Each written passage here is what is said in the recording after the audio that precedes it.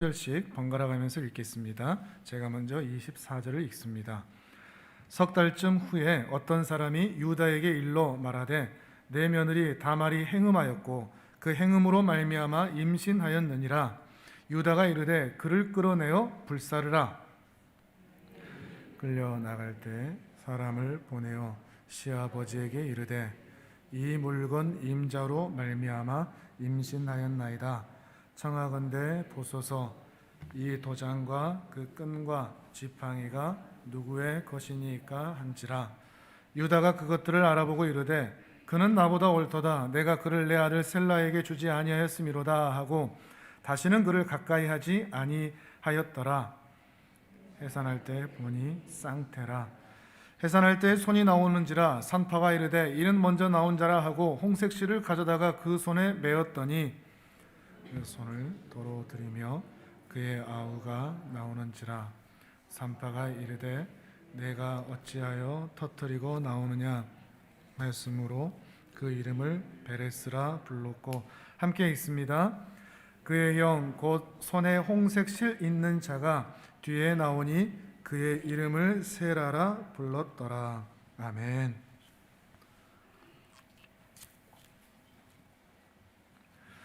이제 37장부터는, 창세기 37장부터는 요셉의 이야기, 야곱의 11번째 아들 요셉의 이야기가 등장을 하는데, 우리는 보통 요셉 이야기, 37장 이야기를 요셉의 이야기 또는 요셉의 신앙적인 영웅 이야기, 또 인생 성공 이야기로 우리가 많이 생각을 하는데, 37장 2절을 보시면 37장의 시작을 이것은 야곱의 족보라 라고 시작을 합니다. 요셉의 이야기가 아니라는 겁니다. 요셉의 성공 이야기를 말하고 있는 것이 아니라 야곱의 이야기가 계속해서 이어지고 있는데, 요셉의 17살부터의 일, 사건을 기록하는 일이 지금은 야곱을 통해서 이루어지게 되는 이스라엘의 형성 그리고 시작, 그 이야기를 다루고 있다는 것입니다. 그러면서 참 사람들이 오해하는 부분이 37장에서 나오는 두 개의 꿈이 있죠. 요셉이 꾼 두 개의 꿈. 그 꿈 이야기를 하면서 우리 젊은이들이 꿈을 가져야 된다, 비전을 가져야 된다, 그래야 세상에서 큰 사람이 된다 라고 자꾸 이야기하는 것이 있는데, 오히려 여기에서 그 꿈은 전혀 그런 이야기를 하는 것이 아니고, 하나님께서 이미 야곱을 이스라엘의 상속자로 세우셨다, 이것을 미리 보이신 사건이라고 할 수가 있습니다. 마치 그의 아버지 야곱이 어렸을 때부터 그 복 중에서부터 하나님께서 선택하셨다, 이것을 드러내듯이 말이죠. 계속해서 우리가 보는 것처럼 아벨의 후손이 누구냐, 셋의 후손이 누구냐, 아브라함의 후손이 누구냐, 아브라함의 약속을 이어갈 상속자가 누구냐라고 하는 그런 궁금증을 계속 이어오면서 우리가 보지 않았습니까? 그 후손이, 아브라함의 약속을 이어갈 자가 바로 요셉이다, 이것을 그 꿈을 통해서 드러내고 있는 것입니다. 그래서 11곡단이, 곡식단이 요셉에게 절을 하고 해와 달과 11별이 요셉에게 절을 하는 그 사건을 통해서 하나님 나라의 상속자가 바로 요셉인 것을 드러내고 있는 것이죠. 관점이 매우 다릅니다. 우리가 일반적으로 알았던 요셉의 이야기와는. 요셉의 성공 이야기, 요셉의 영웅 이야기, 신앙의 영웅 이야기가 결코 아니라는 겁니다. 이스라엘 역사에서 누가 탁월한 지위를 얻느냐, 이스라엘 역사에서 누가 장자냐 하는 이야기를 해나가고 있는 것이죠. 그런데 단순하게 그럼 요셉이 장자인가 보구나 라고 생각하기가 쉽지만, 이 성경을 계속 읽어가다 보면 요셉이 장자인 것이 단번에 결정나는 것이 아니라 계속해서 유다가 나중에는 부각이 되면서 유다와 함께 같이 나란히 뭔가 이루어져가는 것을 보게 됩니다. 그래서 결과적으로는 요셉이 장자인 것은 맞습니다. 그래서 장자는 두 몫을 가져간다고 그랬지 않습니까? 두 배의 몫을. 그러니까 요셉의 아들인 므낫세와 에브라임이 삼촌들과 함께 12지파를 형성해 갑니다. 요셉 지파가 없죠. 요셉 지파가 없고 12지파 중에 요셉 지파가 없이 그의 아들인 에브라임과 므낫세 지파가 그 안으로 들어가서 요셉이 장자인 것이 이스라엘이 분명히 선언이 됩니다. 그런데 장자권으로만 끝나지 않고 왕권이 따로 있어서 나중에 야곱이 이 아들들 12아들을 축복하는 가운데 유다에게 왕의 규가, 왕의 그 왕권이 흘러갈 것을 예언하고, 실제로 유다의 후손 가운데 다윗이 태어나고, 그리고 그 다윗의 후손 가운데 예수 그리스도가 태어나는 이 모습으로 나타나는 거죠. 우리 사람의 생각으로는 결코 단순하거나 쉽게 나타나지가 않는 겁니다. 또 이것도 단순하게 그러면 장자권은 요셉 지파가 가져가고, 요셉이 가져가고 왕권은 유다가 가져갔나 이렇게 생각하기 쉽지만, 또 이것도 굉장히 이스라엘 역사에서는 복잡하게 나타납니다. 특히 그것이 분쟁과 싸움으로 나타나는 것을 보게 됩니다. 장자권과 왕권을 소유하기 위한 그런 싸움이 매우 치열하게 나타나게 되는데, 그것에 대한 대표적인 예가 우리가 분열왕국이 나타나게 돼서 남유다, 북이스라엘이 나타나지 않습니까? 남유다가 바로 유다 지파죠. 북이스라엘의 핵심되는 지파가 에브라임 지파, 요셉 지파인 겁니다. 이게 사실 단순하게 남쪽과 북쪽이 나눠졌다로 끝나지 않고, 장자권과 왕권의 소유를 위한 싸움과 불행한 역사는 계속해서 그 후대에 일어나고 있었다는 것이고, 그렇게 일어났던 그 갈등의 불씨의 씨앗이 37장에서 시작되고 있다는 것을 보여주는 겁니다. 37장은 많은 분들이 아버지 야곱이 요셉을 편애해서 형들이 질투해서 그렇게 죽이려고 했다라고 생각을 하는데, 전혀 그 정도의 관점으로 끝나지 않고 이스라엘의 왕권, 그리고 이스라엘의 장자권을 둘러싼 형제들의 반목과 갈등과 탐욕과 집착이 불러낸 그 갈등의 씨앗이 이렇게 시작되고 있다는 것을 드러내고 있는 본문이라 할 수 있는 거죠. 특별히 이 요셉이 그런 꿈들을 꾼 것을 형들에게 말하고 나서 형들이 굉장히 미워했다 그러거든요. 근데 이제 요셉을 죽이려고 하는데, 그 요셉을 죽이려고 할 때 형제들이 뭐라고 얘기하는가 하면 꿈대로 되는가 보자, 이런 표현을 하거든요. 미리 읽어오신 분들은 아시겠죠? 꿈대로 되는가 보자. 이것은 단순히 이 요셉을 미워해서 죽이자라는 것이 아니라, 요셉이 그렇게 이스라엘의 장자라는 것이 하나님께서 자신에게 예언해 주셨다는 것을 자랑하고 있는데, 정말로 하나님이 너를 선택했는가 보자. 왜냐하면 그 안에는 이 장자권에 대한 집착과 탐욕이 있기 때문입니다. 형제들 모두에게 말이죠.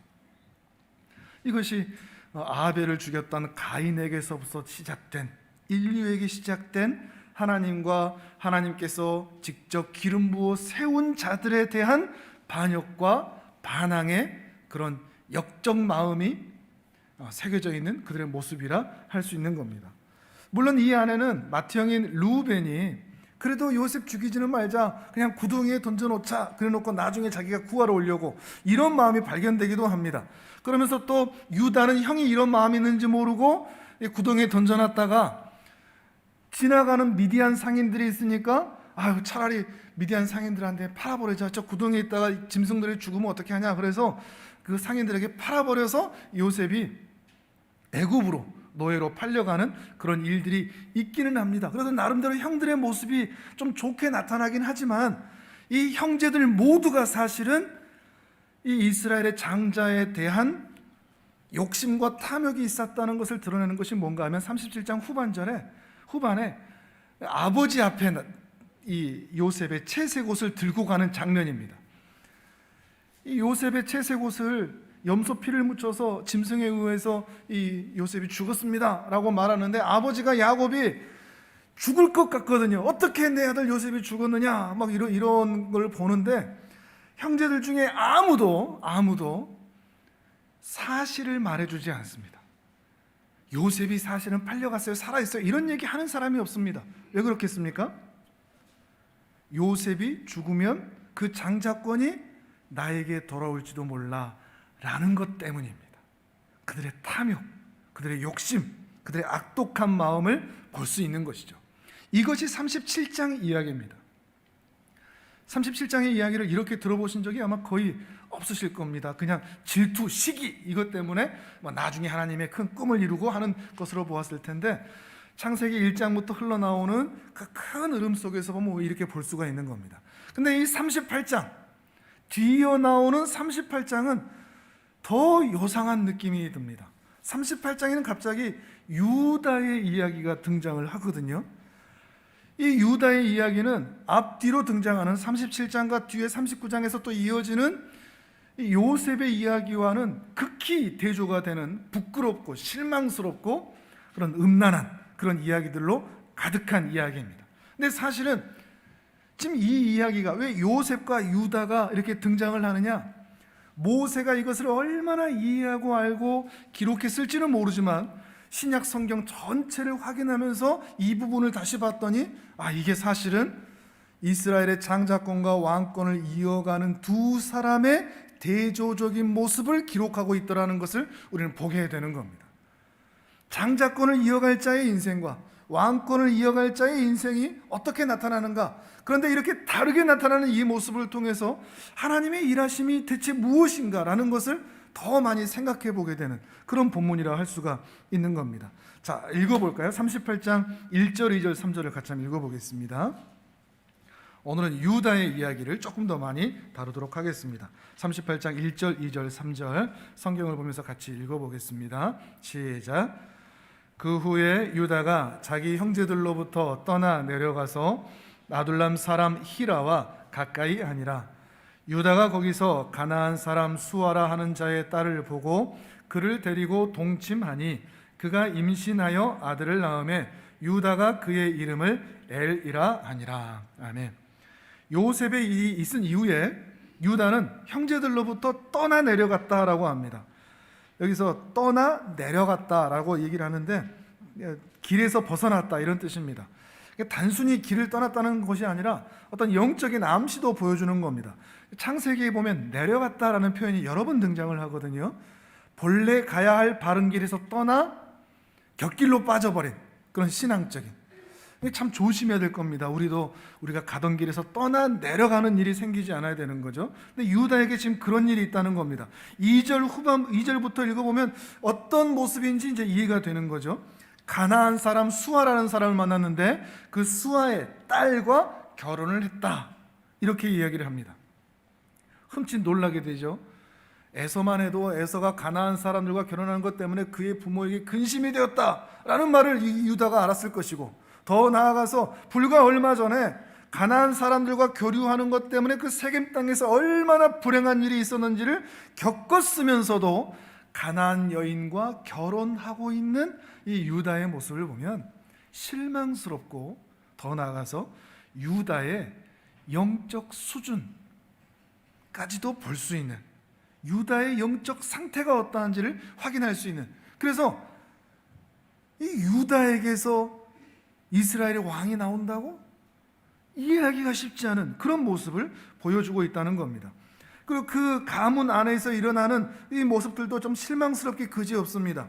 장자 엘을 위해서 다말이라는 며느리를 얻게 되는데, 이 엘이 가나안의 문화에 얼마나 빠져들었는지 모르겠지만 하나님께서는 그 엘을 미워하셔서 죽이셨다 그럽니다.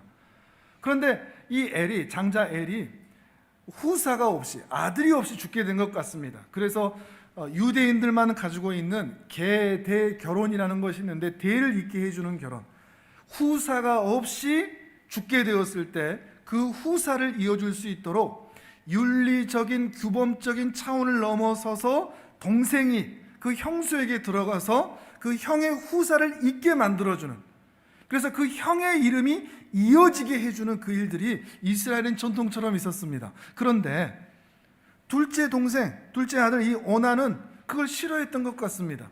왜? 내 씨를 형에게 준단 말인가? 형제 애가 이 아들은 없던 것이죠. 그래서 하나님께서 이 오난마저도 죽이셨습니다.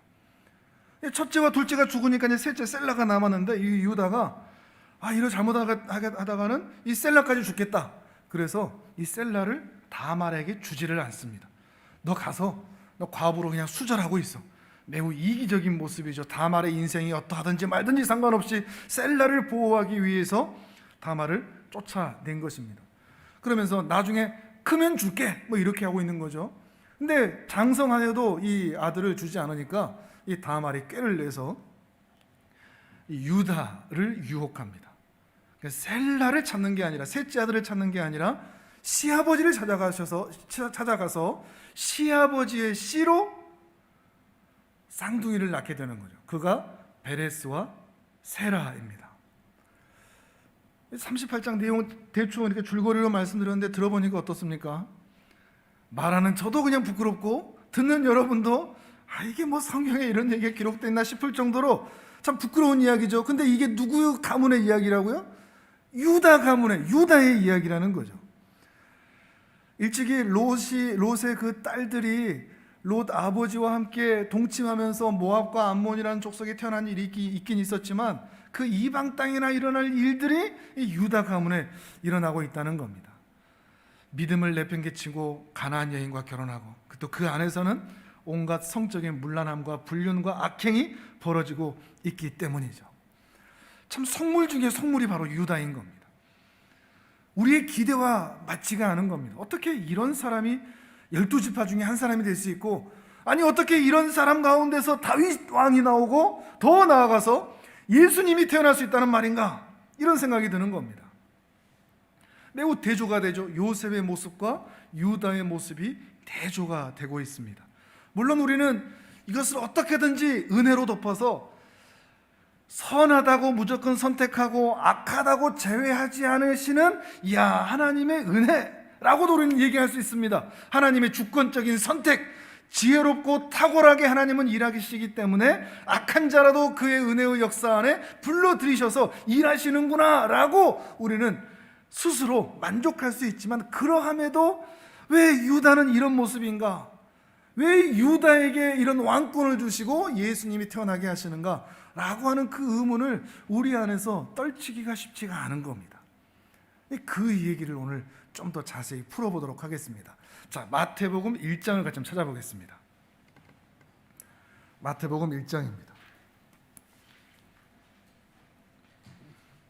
예수님의 족보가 나오는데요, 1장 1절, 2절, 3절을 같이 읽어보실 텐데, 신약성경 제일 처음이죠. 마태복음 1장 1절, 2절, 3절.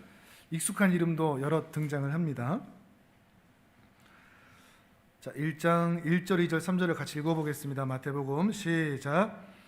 아브라함과 다윗의 자손 예수 그리스도의 계보라. 아브라함이 이삭을 낳고 이삭은 야곱을 낳고 야곱은 유다와 그의 형제들을 낳고 유다는 다말에게서 베레스와 세라를 낳고 베레스는 헤스론을 낳고 헤스론은 람을 낳고. 아멘. 자, 마태복음은 예수님의 계보로 시작합니다. 예수 그리스도의 계보라 이렇게 얘기를 하고 있죠. 근데 우리가 흔히 알고 있는 족보와는 조금 다릅니다. 왜냐하면 2절에 보시면 아브라함이 이삭을 낳고, 익숙한 이름들이죠. 이삭은 야곱을 낳고 야곱은 누구를 낳았다고요? 유다와 그의 형제들 낳았다고 그랬죠. 근데 장자가 누구라고 그랬습니까? 장자는 요셉입니다. 요셉. 일반적인 우리가 알고 있는 족보라면 여기 요셉이 적혀야 된단 말이죠. 근데 요셉이 안 적혀 있습니다. 그 말은 이건 우리가 흔히 아는 족보의 개념과는 다르다는 겁니다. 그래서 이 성경에서는 의도적으로 계보라고 쓰고 있는데 매우 적절한 표현이라고 생각이 듭니다. 요셉의 이름이 아닌 유다의 이름이 나오죠. 그러면서 우리가 오늘 봤던 창세기 38장에 있었던 그 일, 유다는 베레스 다말에게서 베레스와 세라를 낳았다. 단순히 한 문장으로 되어 있지만 이 글을 읽어본 사람들은 창세기 38장의 그 일들을 함께 생각하면서 넘어가게 되는 거죠. 이게 눈이 찌푸려지는 거죠. 왜 유다를 건강한 사람의 아내를 통해서 건강한 아들이 아니라 이렇게 부정한 일들을 통해서 이어져는 이 계보를 기록하고 있는가라는 생각이 들도록 만드는 것입니다.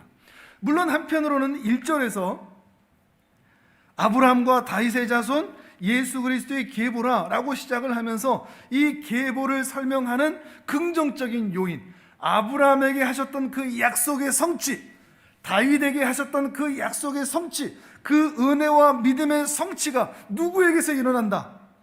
예수에게 일어난다 라고 하는 것을 말하고 시작하면서도 실제로 그 족보, 그 계보를 풀어나갈 때는 우리의 예상과는 완전히 빗나간, 소위 종교가 만들어질 때 신화에는 어떤 이야기가 기록되죠? 대부분 영웅담이 기록됩니다. 신화에는 영웅담이 기록되게 되어 있습니다. 그 선조들이 얼마나 탁월했는지, 대단했는지, 얼마나 멋진 일들을 했는지. 그런데 이 예수님의 계보에는 영웅담이 없습니다. 유다가 다말에게서 페레스를 낳대. 이게 창피한 얘기가 기록되어 있는 거죠. 읽으면 읽을수록 이 계보에는 불편한 이야기들로 가득 차 있습니다. 근데 그게 매우 의도적으로 보입니다. 일부러 이렇게 기록해 놨다는 거죠. 그 증거를 한번 보여드릴 텐데, 이 계보에는 당시 여성들은 적지 않았는데 무려 5명이나 여성이 적혀 있거든요. 우리가 방금 읽었던 다말이 있고요. 5절에서 6절에서는 여성 3명이 또 등장합니다. 5절 6절도 같이 읽어보실까요? 5절 6절 시작. 살몬은 라합에게서 보아스를 낳고, 보아스는 룻에게서 오벳을 낳고, 오벳은 이새를 낳고, 이새는 다윗 왕을 낳으니라. 다윗은 우리아의 아내에게서 솔로몬을 낳고. 아멘. 라합에게서 보아스를 낳습니다. 살몬은. 라합은 누구냐? 기생입니다. 기생. 여리고성에 있던 기생. 그렇게 태어난 사람이 룻기에 등장하는 그 멋진 보아스입니다. 근데 보아스는 또 누구를 통해서 아이를 낳느냐? 모압 여인 룻입니다. 이방 여인 출신이죠. 이거 오벳을 낳고, 오벳은 또 이새를 낳죠. 그리고 이새가 다윗 왕을 낳았는데, 다윗 왕은 밧세바를 통해서 솔로몬을 낳았죠. 근데 밧세바라는 이름을 삭제해 버렸습니다. 누구라고 얘기하죠? 의도적으로 다윗의 죄를 들추기 위하여 쓴 것처럼 우리아의 아내라고 적습니다. 저 같으면 우리아의 아내라고 안 적습니다. 밧세바라고 그냥 적죠. 이 글을 읽은 사람이 어떻게 해서든지 다윗의 죄를 못 알아보도록 해야 된다는 겁니다. 근데 오히려 우리아의 아내라고 적으면서 다윗의 죄를 부각시키고 있다는 겁니다. 누구라도 다 다윗이 저지른 죄를 생각할 수 있도록 말이죠. 우리아는 또 가나안 사람, 헷 사람이지 않습니까? 그리고 이런 족보 가운데서 누가 태어났다? 예수님이 태어났다. 어떻게 생각하십니까? 예수님의 족보가 이거 왜 이래? 이런 생각 들지 않습니까? 왜 멋있는 이야기 하나 없고 오히려 죄를 들추기 위해서 가득 적어놓은 거야? 이런 성적 타락, 음란한 일들, 기생, 이방 여인까지 왜 이렇게 기록해 놓은 거야? 왜 이게 예수님의 족보야? 왜 이렇게 기록해 놨을까요? 예수님은 참 불쌍하게 태어나셨다, 가난하게 태어나셨다, 안타까운 가문에서 그래도 의로운 영웅으로 태어나셨다, 이런 말을 하고 싶은 걸까요? 아닙니다. 오히려 이 계보는 예수님이 장차 하실 일이 무엇인지를 암시적으로 드러내고 있는 상황입니다. 뭘 하기 위해서 오셨다? 이런 거대한 흐름, 은혜와 믿음이 약속이 있음에도 불구하고 그 후손들에 의하여서도 여전히 흘러내려오는 죄의 물결, 죄와 사망의 그 문을, 그 족보를 닫아버리시기 위해서 오셨다라는 것을 드러내기 위해서 예수님의 족보가 이렇게 기록되어 있다는 겁니다. 자, 이 말씀을 조금 더 자세히 설명을 드리겠습니다. 자, 이번엔 로마서 5장으로 가겠습니다. 로마서 5장 12절 말씀입니다. 오늘은 조금 어려우실 수가 있습니다. 근데 따라오다 보면 또 다 이해가 될 겁니다. 그러니까 잘 듣고 따라오시면 좋겠습니다. 로마서 5장 12절입니다. 족보가 의미하는 바를 조금 더 자세히 설명을 드리겠습니다. 로마서 5장 12절, 신약 245페이지쯤에 있습니다. 자, 같이 읽겠습니다. 시작. 그러므로 한 사람으로 말미암아 죄가 세상에 들어오고 죄로 말미암아 사망이 들어왔나니 이와 같이 모든 사람이 죄를 지었으므로 사망이 모든 사람에게 이르렀느니라. 아멘. 자, 한 사람으로 말미암아 죄가 세상에 들어왔다 그럽니다. 그리고 그 죄로 인하여 모든 사람이 사망에 이르게 되었다라고 말합니다. 여기서 한 사람은 첫 사람 아담을 가리킵니다. 아담의 죄로 인하여 모든 사람들이 죄와 사망에 빠지게 되었다 하는 거죠. 사망은 뭐의 결과다? 죄의 결과다. 우리가 죽는 이유, 세상 모든 사람들이 죽음으로 갈 수밖에 없는 이유는 우리가 죄인이기 때문입니다. 근데 좀 억울합니다. 죄는 누가 지었습니까? 아담이 지었습니다. 그런데 왜 우리는 태어날 때부터 죄인으로 태어나서 우리는 다 죽어야 됩니까? 아담의 죄로 인하여 생겨난 그 일이 왜 우리의 죽음까지 이어지게 되는 거죠? 왜냐하면 여기에서 말하는 그 근거는 뭔가 하면, 사람은 태어나서 죄를 짓기 때문에 죄인인 게 아니라, 사람은 태어날 때부터 죄인으로 태어나기 때문에 죽습니다. 이 차이를 아시겠습니까? 사람이 태어나서 죄를 짓기 때문에 그 죄가 쌓여서 어쩔 수 없이 우리가 죄인이 된 게 아니라, 태어날 때부터 선천적으로 태생적으로 우리는 모두가 다 죄인으로 태어난다는 겁니다. 그래서 모든 사람이 다 죄인이 되어 사망에 이를 수밖에 없게 되는 거죠. 어린아이가 태어난 지 얼마 되지도 않았는데 그 아이들이 죄를 지을 그런 인지와 그런 시도조차도 할 수 없는데도 그들 역시도 사망에 이르게 된 이유가 바로 그렇습니다. 그 아이가 직접 지은 죄는 아무것도 없지만 그는 태어날 때부터 죄인으로 태어났기 때문에 그 아이들도 이 사망을 피할 수가 없는 것이죠. 그것을 이제 뒤에 13절과 14절에서는 이렇게 설명을 하고 있는데, 13절 14절 5장 같이 읽어보겠습니다. 시작. 죄가 율법 있기 전에도 세상에 있었으나 율법이 없었을 때에는 죄를 죄로 여기지 아니하였느니라.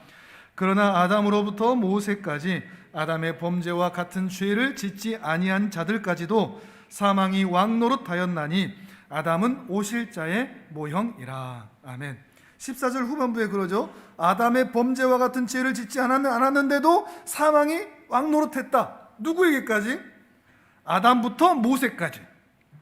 이게 무슨 말인가 하면 어려워 보이는데 어떻게 보면 간단합니다. 자, 이 세상에 죄가 들어온 건 언제입니까? 누구 때부터죠? 아담 때부터죠. 아담 때부터 죄가 들어왔죠.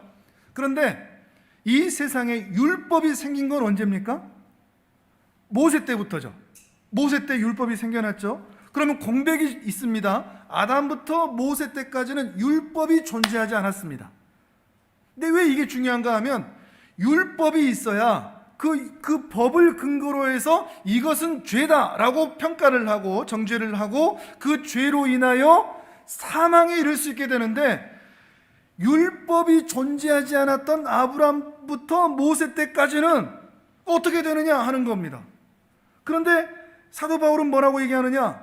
그 아담부터 모세까지 율법이 존재하지 않았던 그들도 아담과 같은 죄를 짓지 아니하였으나 그들이 태어날 때부터 죄인이었기 때문에 그들도 사망이 왕노릇하는, 사망이 그 영혼들마다 찾아가서 왕노릇하여 죽음으로 데리고 가는 그 일들을 피할 수가 없었다, 이 말을 하고 있는 겁니다. 율법이 존재하지 않았던 때도 모두가 다 죽음으로 갈 수밖에 없었던 것은 모든 인간이 태어날 때부터 죄인이었기 때문이라 라는 말을 하고 있는 것이죠.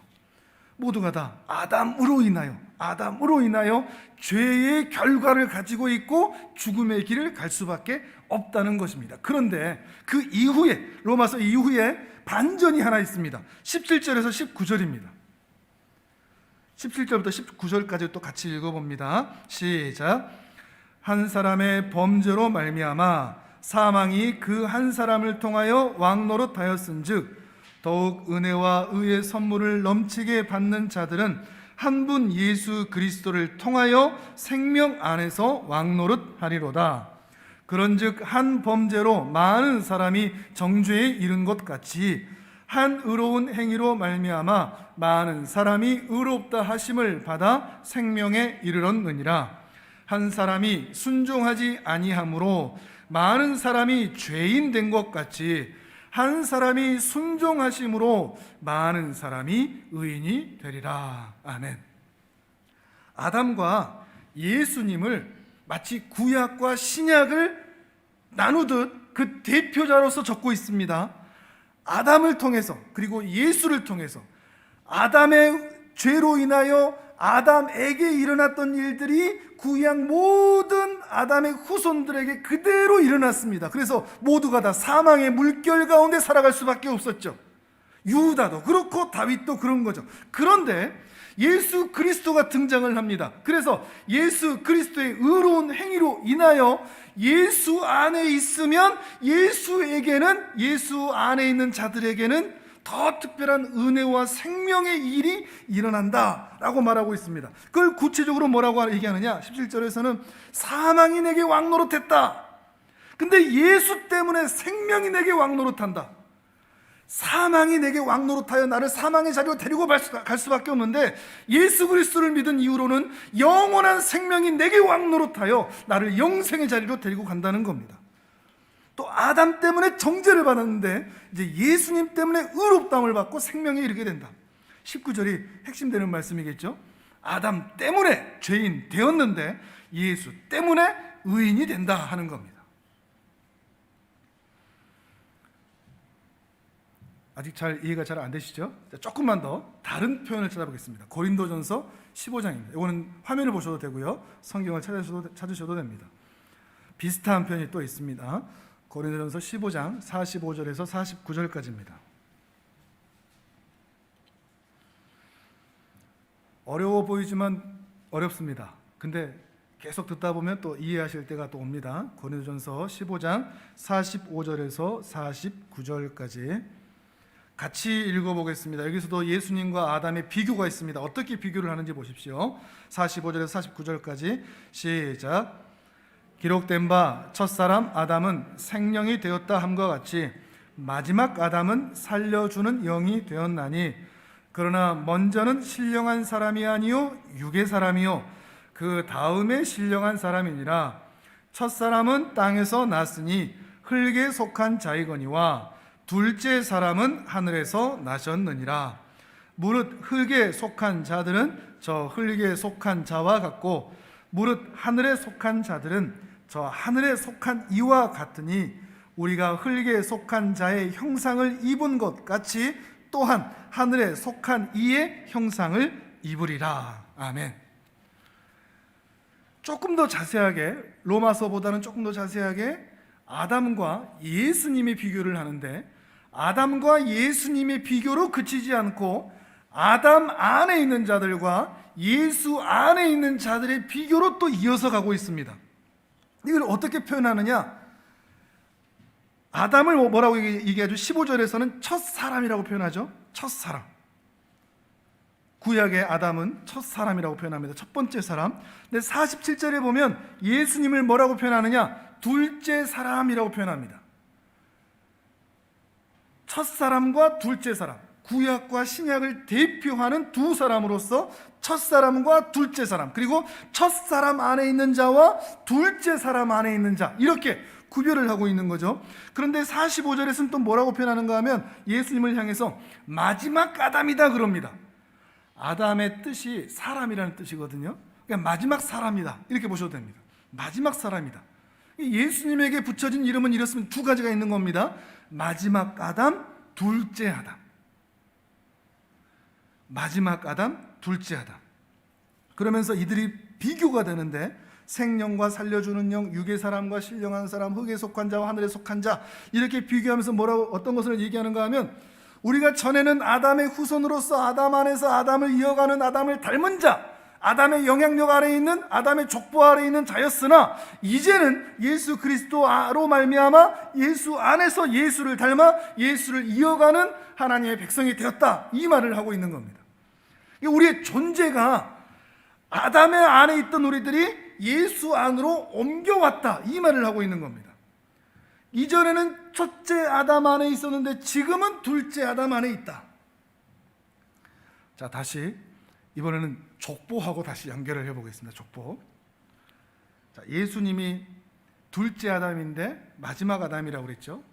마지막 아담이라는 이야기를 족보하고 연결을 시키면 이 족보에 마지막 명단이 누굽니까? 마태복음 1장의 마지막 명단이 누구였죠? 예수님이죠. 마지막에 태어난 이가 예수님입니다. 그게 이제 마지막 아담이라는 의미입니다. 첫째 아담의 후손으로 태어났고 그 무수한 죄의 물결을 지나 마지막 아담으로 예수님이 태어난 것입니다. 그래서 이 족보의 끝에 예수님이 있습니다. 예수님 뒤에는 아무도 없습니다. 그래서 예수님은 이 첫째 아담의 족보 안에서 아브라함과 다윗에게 행하신 그 약속들, 그 은혜와 믿음의 역사들을 이루시기 위해서 이 땅에 오셨는데, 더 나아가 유다가 다말에게서 베레스를 낳았던 일들, 다윗이 우리의 아내 바세바를 통해 솔로몬을 낳았던 일, 그런 죄와 사망의 물결로 가득한 이 첫 번째 아담의 족보를 닫아버리고 끝내기 위해서 오셨다는 의미입니다. 그래서 마지막 아담입니다. 이것을 여러분이 지금 이해하고 계실지에 대한 심각한 걱정이 있으면서도, 그러나 하여튼 설명을 계속 드리겠습니다.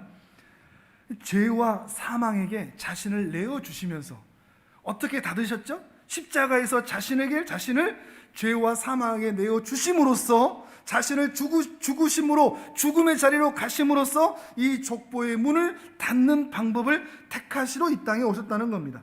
그러니까 예수님 이후에는 족보에 더 이상 명단이 없는 겁니다. 예수님이 결혼을 하지 않으셔서가 아니라 이 족보의 끝을 닫기 위해서 이 땅에 오셨기 때문에 이 첫 번째 아담의 족보에는 더 이상 명단이 있어서는 안 된다는 것이죠.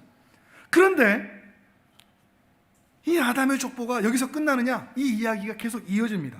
자, 로마서 4장 25절, 이것도 화면을 통해서 보겠습니다. 로마서 4장 25절 같이 읽습니다. 시작.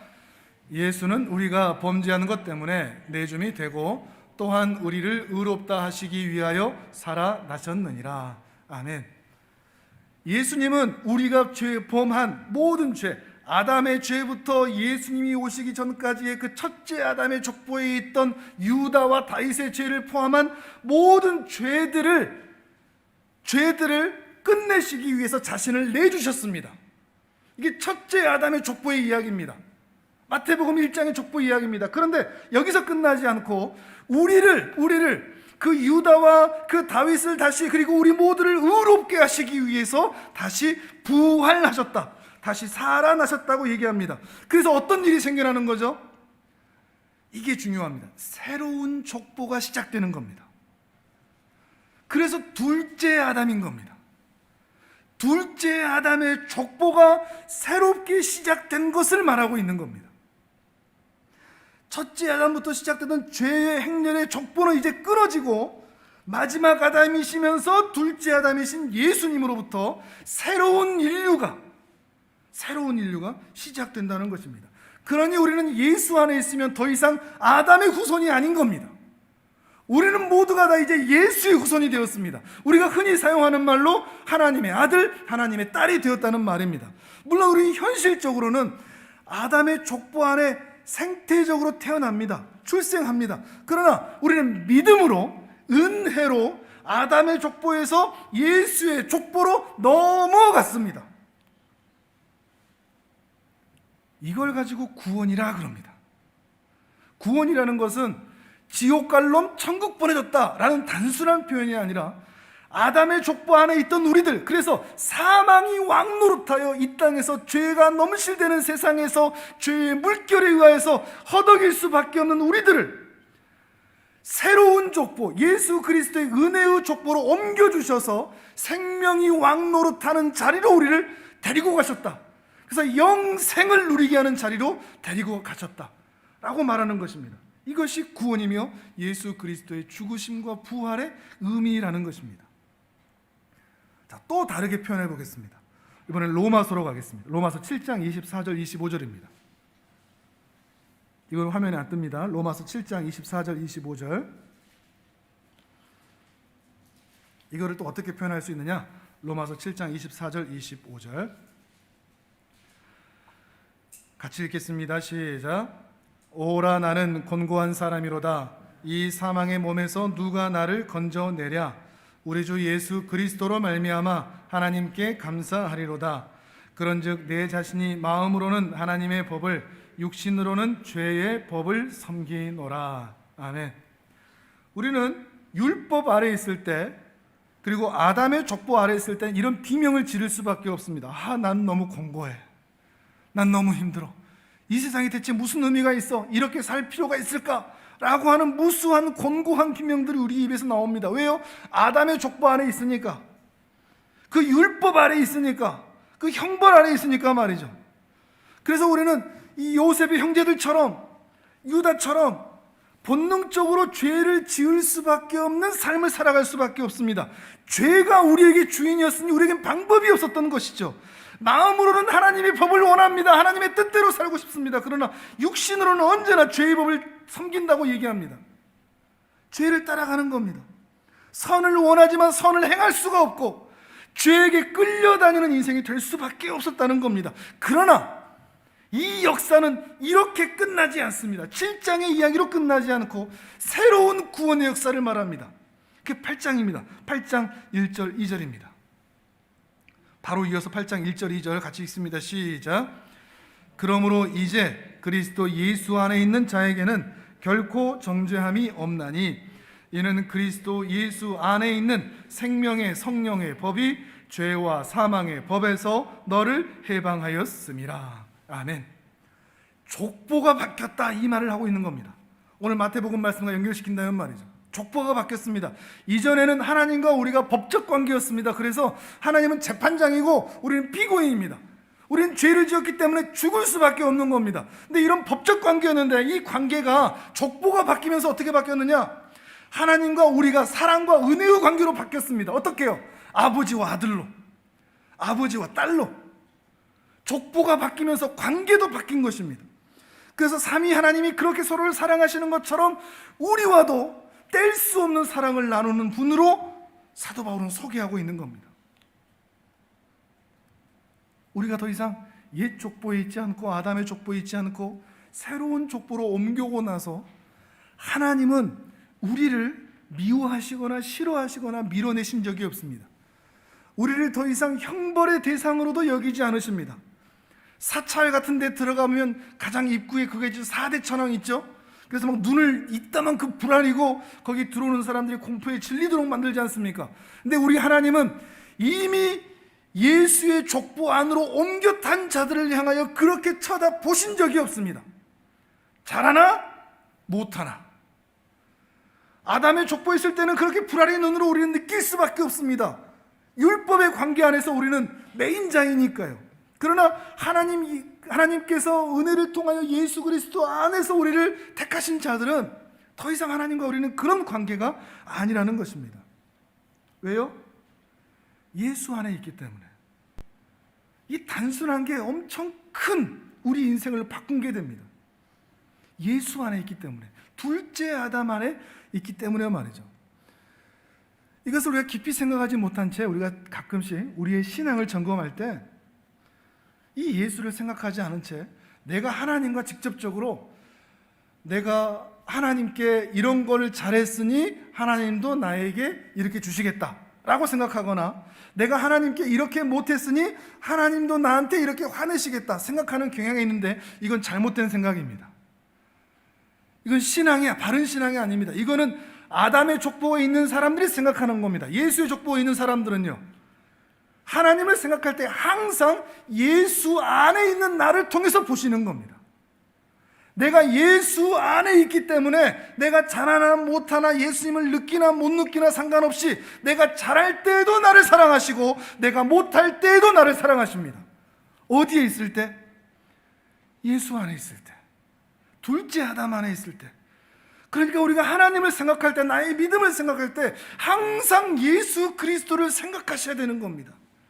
예수를 제외한 채 내가 하나님께 잘하면 하나님도 나에게 상 주고 내가 하나님께 못하면 하나님 나에게 벌 주실 거야, 이런 생각 가지지 마시라는 겁니다. 우리가 예수 안에 있기 때문에 예수 그리스도를 통해서 항상 우리를 사랑으로 바라보십니다. 미워하신 적이 없습니다. 미워하실 일도 없고요. 우리가 혹 유다의 길을 걸어간다고 할지라도, 이렇게 오늘 창세기 38장과 연결이 될 수 있습니다. 어떻게 그 유다를 통해서 예수님이 태어나시죠? 그 예수 안에 유다가 있기 때문입니다. 그렇기 때문에 가능한 겁니다. 혹시 또 우리 중에서는 저는 유다 같지는 않고 저는 오히려 요셉 같아요. 저는 유다하고 저를 비교하지 마세요 라고 생각하실지 모르겠습니다. 물론 유다처럼 안 살고 요셉처럼 살면 좋죠. 그런데 유다에게는 예수님이 필요하고 요셉에게는 예수님이 필요하지 않을까요? 잘 살면, 잘 살아왔으면 예수님이 그다지 필요 없고 못 산 사람한테만 예수님이 필요할까요? 그렇지가 않습니다. 그런 의미에서 신앙생활은 잘하냐 못하냐의 문제가 아닙니다. 누구 안에 있느냐의 문제입니다. 잘한다고 교만해하지 말고 못한다고 기죽이거나 스스로를 비난할 필요도 없습니다. 잘하거나 못하거나 내가 누구 품에 있느냐, 내가 누구 안에 있느냐, 내가 누구를 쫓아가느냐, 이것이 더 중요하다는 것입니다. 여러분이 지금 예수 안에 있습니까? 예수 안에 있다면 여러분의 운명은 이미 결정되었습니다. 앞으로 어떻게 사시든, 앞으로 어떤 길을 걸어가든 말이죠. 고린도후서 5장 17절입니다. 이것도 화면을 통해서 함께 읽겠습니다. 고린도후서 5장 17절 시작. 그런즉 누구든지 그리스도 안에 있으면 새로운 피조물이라 이전 것은 지나 갔으니 보라 새 것이 되었도다. 아멘. 아멘이 되십니까? 아멘이 되기를 바랍니다. 많이 몰라도 괜찮습니다. 할 줄 아는 게 많이 없어도 괜찮습니다. 내 스스로 참 못났다 생각하셔도 괜찮습니다. 지금 참 힘든 현실을 살아가고 있다도 괜찮습니다. 그런데 여러분이 그리스도 예수 안에만 있다면, 아담의 족보에서 여러분이 은혜와 믿음으로 아담의 족보에서 예수의 족보로 옮겨오기만 했다면 여러분은 새로운 피조물입니다. 여러분의 운명이 이미 결정되었다는 말입니다. 그 누구도 여러분을 예수에게서 빼앗아갈 자가 없습니다. 나도 천국 갈 수 있을까? 될까 말까? 고민할 필요도 없습니다. 우리의 운명은 이미 결정되었습니다. 다만 이미 결정된 운명 속에서 그 믿음을 가진 자가 어떤 의무와 책임을 다하며 내가 믿음의 삶을 살까 하는 이것만 남아 있습니다. 구원받은 이후의 삶, 제자의 삶만 남아있지, 나 구원받을 수 있나? 나 같은 사람도 천국 가나? 나 같은 사람도 사랑받나? 이런 고민을 더 이상 하지 말라는 겁니다. 거기를 넘어서서, 제발 넘어서서 내가 신자로서, 하나님의 백성으로서 이제 난 어떻게 살 것인가? 이 고민을 하자 이겁니다. 우리가 가야 할 길입니다. 우리는 이미 예수 안에서 이미 확정된 인생이기 때문입니다. 오늘 주님이 오셔서 이 세상을 끝낸다 하셔도 여러분이 정말로 예수 그리스도를 믿고 있다면 여러분 하나님의 품에서 발견될 사람들입니다. 이 믿음으로 우리가 가야 할 길을 끝까지 걸어가는 존귀한 하나님의 사람들, 주님의 제자들 되시기를 주님의 이름으로 축복합니다. 아멘.